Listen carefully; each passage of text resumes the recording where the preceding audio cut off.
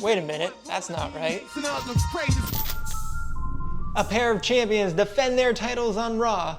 A pre-WrestleMania attacker is found, and we have a whole lot to say about a very boring WWE Draft. Okay, and the news. And the news indeed, this week on Raw, we saw two championship matches led by the match of the week between Sami Zayn and Bronson Reed for the Intercontinental Championship. Backstage right before the match, Sami Zayn got a little bit of retribution on Chad Gable by landing a haluva kick after he had talked to R-Truth and The Miz. But once we got to the match, it was a quick one, but a pretty good one. Bronson Reed took an advantage by landing both a clothesline and a sit-out powerbomb, but nonetheless, Zayn was able to kick out. After Reed tried to get a nice picture in with the Intercontinental title, Zayn was given an opening to land a haluva kick and was about to get the pin when Gable came in and broke it up with a German suplex. Gable continued to beat on Zayn, and then Reed joined in on the fun with a tsunami, and then he also decided to take out Gable himself. Nonetheless, Zayn picks up the DQ win for Gable's interference. For Zayn, he gets his 5th straight win, and that was his 2nd title defense already since winning the title at WrestleMania. For Bronson Reed, he has really cooled off as of late, and he has fallen to 2-7 in 2024. Maybe he needs to move down the IC title rankings just a bit. Now, our other matches on Raw, we saw another tag team title defense by the Awesome Truth when they battled the Alpha Academy. Right before the Zayn match, Gable was shown speaking to R-Truth, and apparently he had worked out some sort of deal that would give the Alpha Academy this match for a chance at the titles. However, it was a very quick match that mostly happened during the commercial break. When it came back, the Awesome Truth quickly landed the truth-crushing finale to get the win. Awesome Truth is now 5-1, and like Zayn, it was their 2nd title defense already since WrestleMania. For the Alpha Academy, Tozawa and Otis as a unit, they are just 0-2 in 2024. For the rest of the matches, we saw Liv Morgan take on Nia Jax in Nia's last match for the foreseeable future on Raw. Nia dominated throughout the match, but she just took way too long before being able to attempt 2 different annihilators off the turnbuckle. Liv was able to take advantage of that and get out of the way. Now, for some reason, Tiffany Stratton was sitting in the first row observing the match, but Naomi came out of the crowd and attacked Tiffany. Their battle spilled back into ringside, and Nia quickly knocked Naomi off of the apron. But this gave Liv the opportunity that she needed. She hit a codebreaker, then an oblivion to get the win. Amazingly, this was Liv's first win in 2.5 months as she goes to 2-5 in 2024. For Nia, this is her 3rd straight loss, and now she is just 3-3 in one-on-one matches this year. The other women's singles match featured Candice LeRae and Maxine Dupree.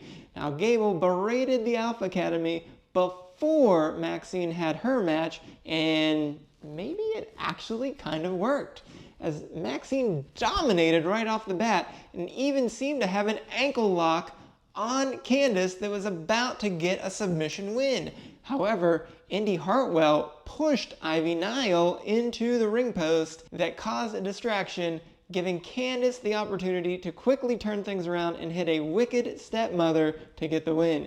Candice goes to 2-0 in one-on-one matches this year, but she and Indy are off to Smackdown, so that win might not mean a whole lot. For Maxine, she's 0-1 in one-on-one matches in 2024.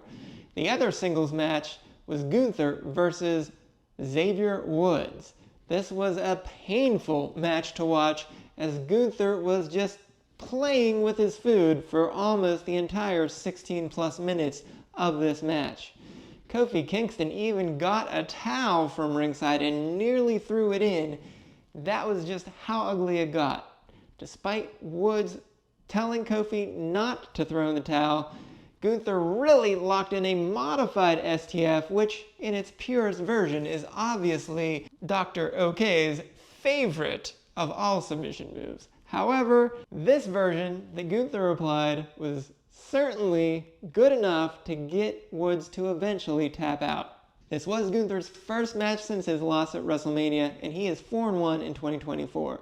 For Woods, maybe he needs to go back to those traditional tag matches, but if this was supposed to be a tune-up for the King of the Ring, it doesn't look good as he's now 0-2 in one-on-one matches. Our final match was the main event, which was Jey Uso, Ricochet, and Andrade taking on the 3 healthy male members of the Judgment Day. Now, this one featured JD McDonough messing up yet again for the Judgment Day, as Priest was about to land a chokeslam from the turnbuckle from Jey Uso, but JD pushed Jey off of the ropes instead, and Jey was quickly able to land both a spear and an Uso splash on Finn Balor to pick up this win.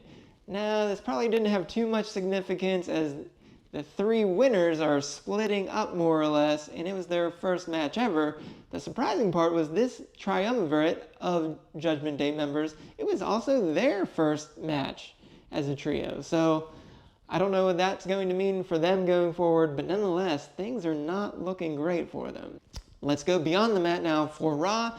The strangest thing we may have seen was that we may have learned something we didn't expect out of Patrick Mahomes, the 3-time Super Bowl winner of the Kansas City Chiefs. Apparently, he thinks it's cool to give Logan Paul his 3 Super Bowl rings so that Paul can use them to punch someone in the face. However, Paul missed punching Jey Uso and landed it instead on JD McDonough.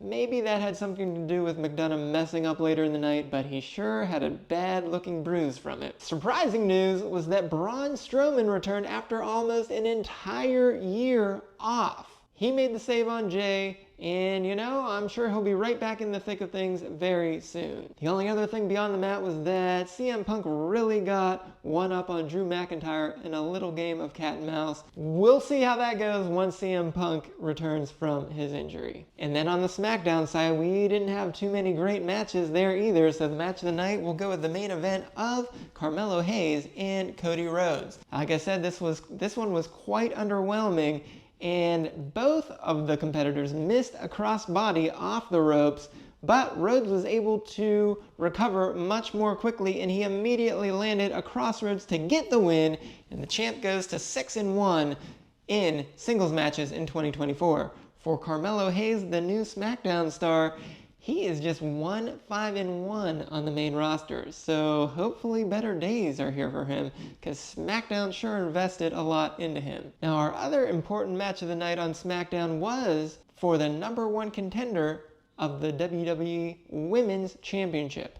We had Tiffany Stratton again battle Naomi when Bayley requested this match to Nick Aldis to see who could become her challenger at Backlash. Now, Naomi, right before the commercial, hit a modified pile driver and then a scissors split takedown that really gave her the advantage. It was spoiled after the commercial break when Nia Jax came out of nowhere and attacked Bayley, who was serving as guest commentator for the match. Naomi helped out Bayley, but Nia was quickly able to throw Naomi into the ring post, and the match was then declared a no contest. Just like last week, I would have called this a win for Naomi by DQ, but either way, I guess it worked out for both Naomi and Tiffany because Aldis announced that both of them would challenge Bayley at Backlash in a triple threat match for the title. For Naomi, this was her second straight no contest in as many weeks, and these two competitors are now 1-1 against each other this year. Elsewhere on SmackDown, we saw the LWO take on Legado del Fantasma yet again. This time it was the iteration with Rey Mysterio and Dragon Lee versus Angel and Berto. Right out of the commercial break, we saw the LWO, hit a 619 and then a Project Dragon to quickly get the win on Berto. This was surprisingly the first match featuring both Ray and Dragon Lee after those two were unable to compete together at WrestleMania. For Angel and Berto, they fell to 2-2 in tag team matches. But speaking of WrestleMania, we got a resolution on who hurt Dragon Lee. Elektra and Escobar came out after the match and showed security footage that clearly showed that it was Carlito that caused Dragon Lee's injury. Carlito, knowing that he was caught red-handed, attacked both Dragon Lee and Ray and scurried out of the ring. Our final match was a quickie between Bron Breakker and Cedric Alexander. After an Irish whip, Alexander tried to do some sort of flipping handstand off the ropes, but this was a terrible idea as Breakker quickly landed a devastating spear to get the win in less than 20 seconds. For Braun, he goes to 4-0 in one-on-one matches in 2024. For Alexander, this was his first singles match of the year. Beyond the map for SmackDown, Cody Rhodes and AJ Styles opened the show with a contract signing. Surprisingly, it went pretty well, as both competitors showed respect for each other and ended up shaking hands. So all looks pretty good there, and in fact, they ended the show much the same way. So should be a nice clean match at Backlash. But in the complete opposite of that, we saw Kevin Owens try to get some retribution from last week by attacking Solo Sikoa and Tama Tonga from behind outside after they had just arrived at the arena. They continued to fight after the commercial break all the way from outside into the ring, where it looked like the Bloodline had taken control of Owens yet again, and Tonga beat back several security guards in the process. Fortunately, Randy Orton came out and saved the day for Owens. And in fact, those two were going to have the first ever RKO show next week. And in one other backstage attack, the Final Testament, since they couldn't get the job done with a 5-on-4 advantage against the Pride, they decided to take things out on the new Catch Republic, and they were doing pretty well in a 5-on-2 advantage. So I guess we'll see what's up next for them. Oh, and yeah, I guess I have to say, we also had a WWE Draft. So with that, let's go to the OK question of the week with the Sports Zoo. Doc, the draft was pretty lousy. The pick order seemed really weird, and not that many people actually changed brands. Should we just get rid of it at this point? I get it, Sports Zoo. This was pretty bad. I know. But in one word, the answer is yes. We should still have a draft. But it needs to be better. First off, I know it seemed, especially on Friday, that no one switched brands. But truth be told, it was really about 25% by the end of the night. 5 out of the 20 picks switched brands that were not NXT superstars. On night 2, maybe because they realized that they should probably switch things up a little more, we got to about 38%, where 11 out of the 29 picks switched brands. So at the end of the day, we got 16 out of 49 picks switch brands. That's just less than 1/3, about 33%. I think there should be more, but these general managers, they know the talent that they have, and they like to keep that talent where possible. So I certainly understand why they would pick to keep most of their own superstars. That said, it really is a bummer for the fans. I think we deserve a little bit more of a shakeup. I can't imagine most of the fans are saying, I just love SmackDown or I just love Raw. We just love wrestling, not Raw or SmackDown. We love them both, probably equally. Maybe one a little more than the other for one reason or another based on who's on it, but pretty much the same. We're probably gonna watch both no matter what. That said, we should still have a draft.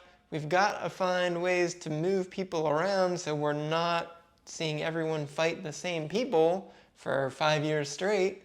We've got to move people around. It just has to happen. So a draft makes perfect sense. We see it with all the professional sports, and we see it with fantasy sports. So pretty much everybody's very familiar with drafts. So it should be fun, it should be exciting, but the way they're doing it is really bad. But Sports Zoo, isn't this kind of what you do? I feel like you could come up with some good ideas about how to make this draft better. And you know what? I'm willing to help. Why don't we get on that? I think we can do something here. Let's start working on that. And with that, let's go right to what were you thinking? For this week's What Were You Thinking?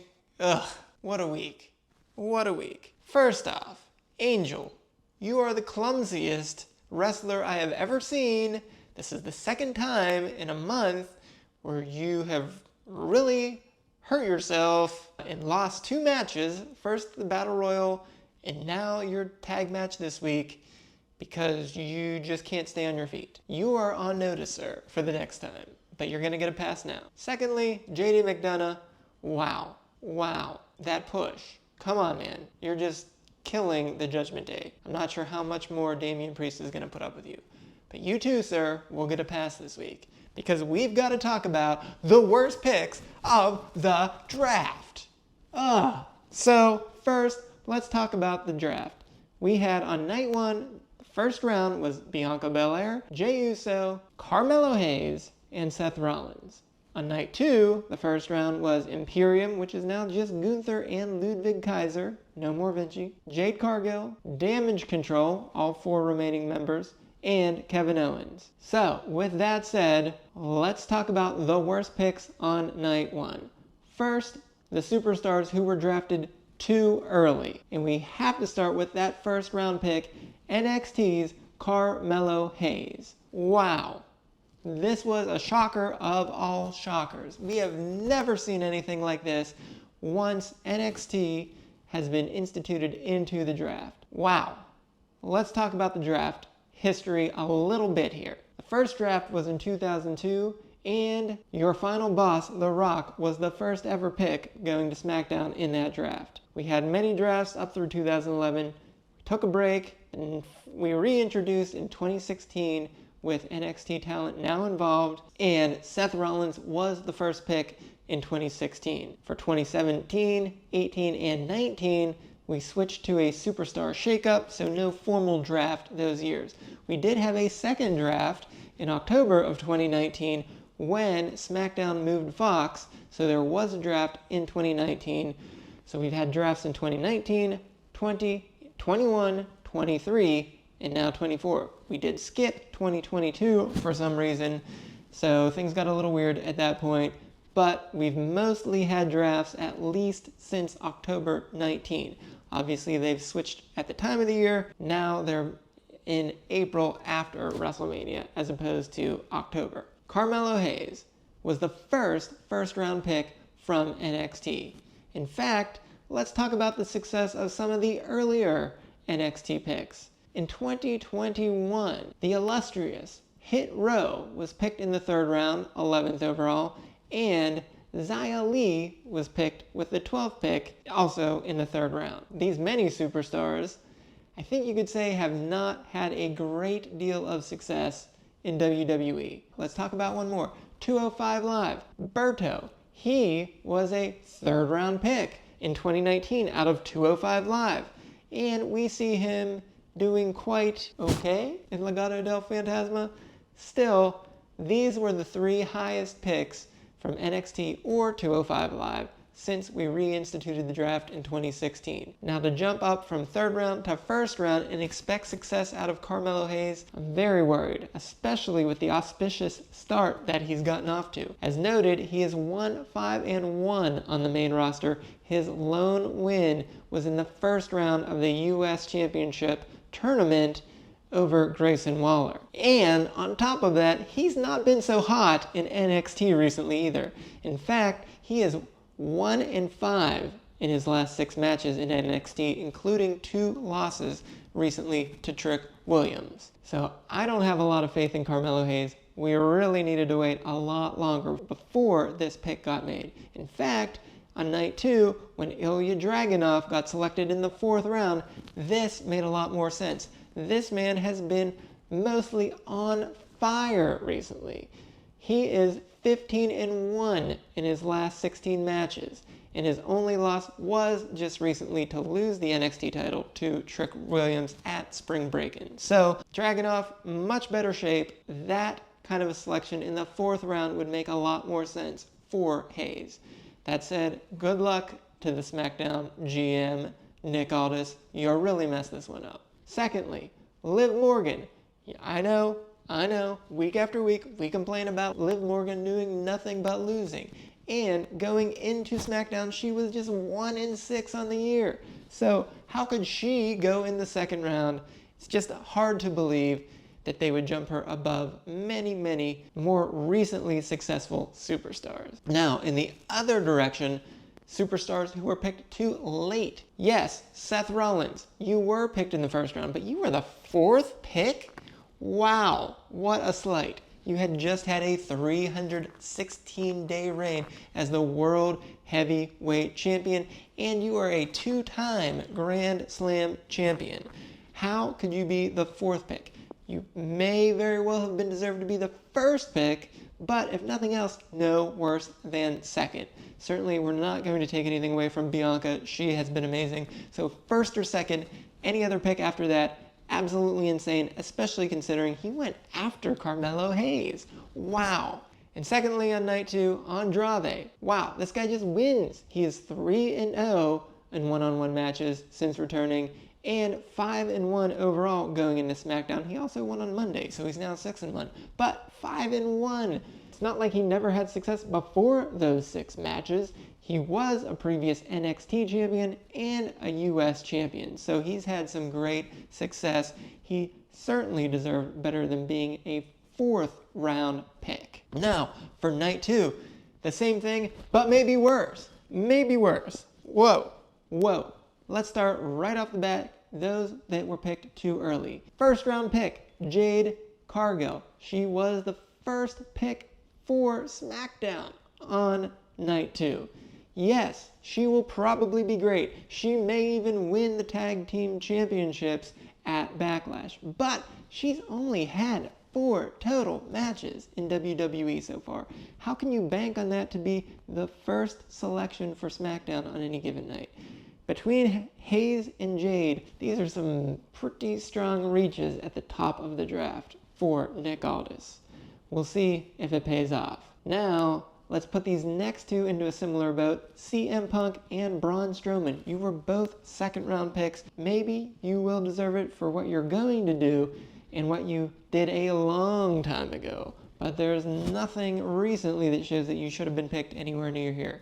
CM Punk has wrestled 2 times in the WWE in the last 10 years. And in fact, fun fact, I was at both of those matches.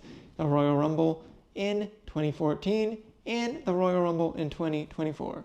What a difference a decade makes. But apparently, if CM Punk's going to wrestle, I'm going to be there because it only happens once a decade. Braun Strowman, yes, he's had some success. He has been a former WWE Universal Champion, but he hasn't wrestled for an entire year. And it's not like he was on fire when he got injured last year. He was actually only 5-8 in 2023. Wow, 5-8 before that injury. So it's a big swing to move him immediately to the 2nd round. We didn't even know if he was going to show up this early. It was surprising enough that he was on the draft eligible list. It was great to see him back in action, but I'm not so sure if he's ready to jump right back into the top of the card. 3rd, we have to also mention Shinsuke Nakamura.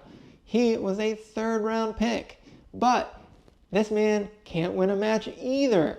He is 1-8 in 2024. He just lost to Ilya Dragunov a couple weeks ago, the night after WrestleMania, and was left off the WrestleMania card. So how he could be considered a strong enough competitor to be in the 3rd round right now, I don't understand it. On the flip side of things, maybe the most confounding pick of both nights in this direction, Drew McIntyre. How did he drop down this far into the third round? He just won the World Heavyweight Championship at WrestleMania. Yes, he only held it for 5 minutes, but it was a Money in the Bank cash-in. It wasn't a regular match. He's also 7-1 in singles matches in 2024, with the lone loss being that cash-in attempt. And he's 8-3 in all matches of any sort in 2024. So Drew McIntyre, certainly one of the most dominant superstars we have right now. How he could get past the first round is amazing. Now, we'll put these next two into a similar boat. New Catch Republic went in the supplemental round. Wow. There are a few slights as bad as that. They couldn't get into 6 rounds worth of picks. They are 7-1 in traditional tag matches and 8-3 in all tag matches in 2024. If you want winners of any sort in your tag division, New Catch Republic is where you want to go. These guys are bound for even more success. I could see them being champions very soon. Now, lastly, in the similar boat, going in the supplemental round, Carter and Chance. No, they've not been successful recently, but they were champions as early as January. How could you put them behind someone like, I don't know, Chelsea and Piper? They beat them for the championships just a few months ago. And then to not get picked at all in the top 6 rounds, I don't understand it. There's no more fun group to watch, too, on top of that, when they're winning. They have the best tag team chemistry of anyone out there on the women's side right now. They might be a little smaller, which that might cause them to lose some more matches, but they are certainly a great team, and we want to see them on your screens every night contending again for that tag team championship. So there you have it, folks. So many bad picks. We could go on and on with these, but I don't need to spend all of your time. I'm sure you are just as upset with how many of these picks went. So with that, Nick Aldis, Adam Pearce, and anyone in either of those 2 rooms, what were you thinking?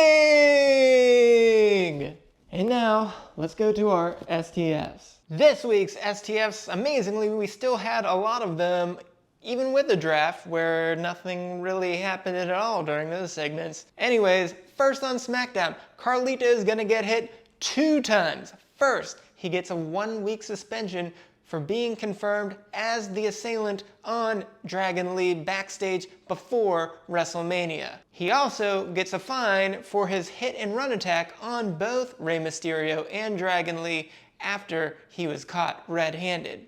Secondly, in the ongoing Kevin Owens versus Bloodline feud, Owens is going to get a 1-week suspension for being the instigator of this week's attack in attacking both Sikoa and Tonga from behind. Sikoa is actually not going to get anything this week. He really had nothing to do with it. He just kind of fought back like anyone would do. Tonga, on the other hand, wow. Sir, you are getting close to getting that termination.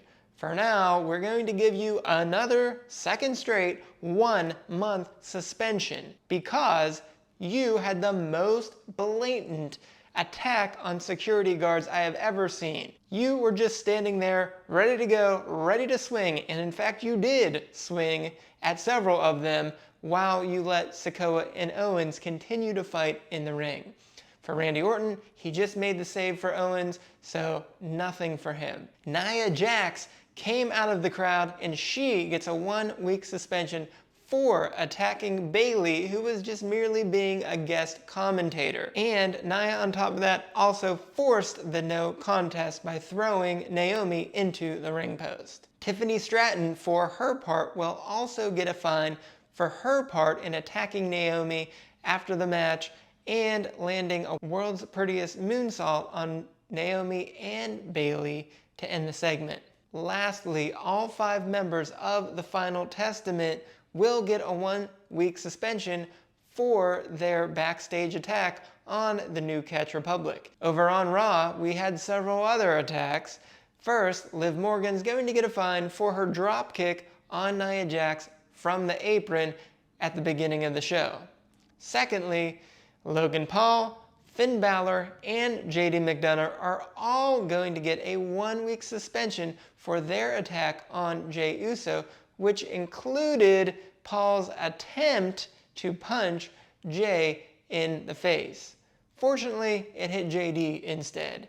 Now Jey, I feel badly for him. It was pretty likely that the three of them were surrounding him to physically attack him, but Jey actually started it with a kick on McDonough, so Jey, we're going to have to give you a reluctant fine. Sami Zayn probably feels really good about himself for doing it, but we have to give him a 1-week suspension for delivering a haluva kick on Chad Gable when Chad was merely turning around to walk away backstage. Gable, however, was not done, and he gets a 1-week suspension for his German suplex, causing the disqualification in the IC title match, as well as the post-match attack on Zayn. Bronson Reed, who lost because of Gable's attack, is still going to get a fine for his tsunami on Zayn and then also attacking Gable.